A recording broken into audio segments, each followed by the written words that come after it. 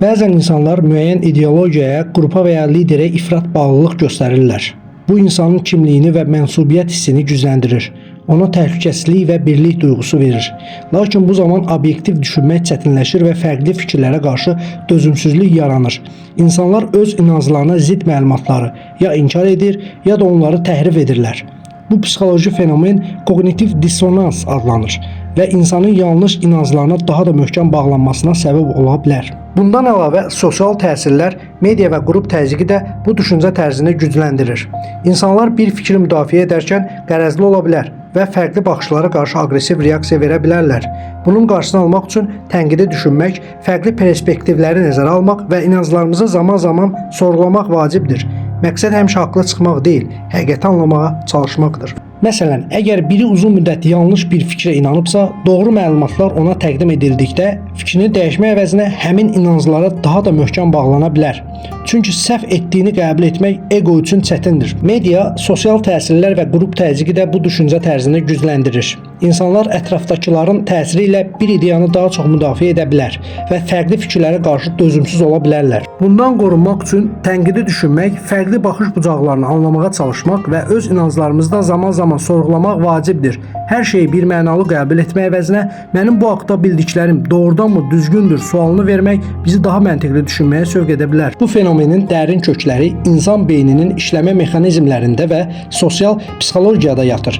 İnsanlar öz inanclarına uyğun məlumatları qəbul etməyə, onlara zidd olanları isə rədd etməyə meyllidirlər. Bu təsdiq qərəzi confirmation bias adlanan psixoloji bir haldır. Təsdiq qərəzi insanın yalnız öz mövqeyini dəstəkləyən məlumatlara üstünlük verməsinə, digər mövqeləri isə görməməsinə ya da təhrif etməsinə səbəb olar. Bu xüsusilə sosial mediada daha çox görünür. Çünki insanlar öz inanclarına uyğun olan məlumatları paylaşan insanlarla daha çox ünsiyyətdə olur və fərqli düşüncələri avtomatik olaraq bloklayır. Bunun nəticəsində insanlar öz inanclarını getdikcə daha çox möhkəmləndirir və alternativ fikirlərə qarşı daha dözümsüz olurlar. Belə bir vəziyyət həm fərdi səviyyədə, həm də cəmiyyət daxilində parçalanmaya gətirib çıxara bilər.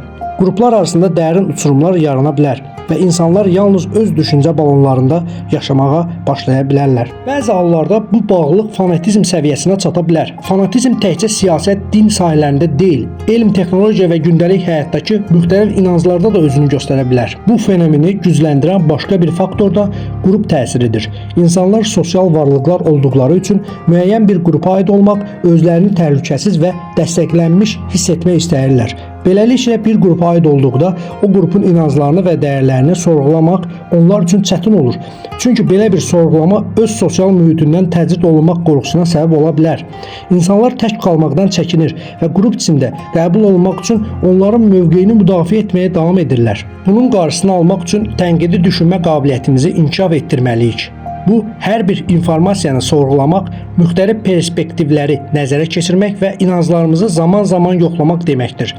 Bir fikri kör-körənə bağlanmaq əvəzinə ona müxtəlif aspektlərdən yanaşmaq lazımdır. Özümüzdən soruşmalıyıq. Bu fikri nəyə əsasən qəbul edirəm? Alternativ baxış bucaqları varmı?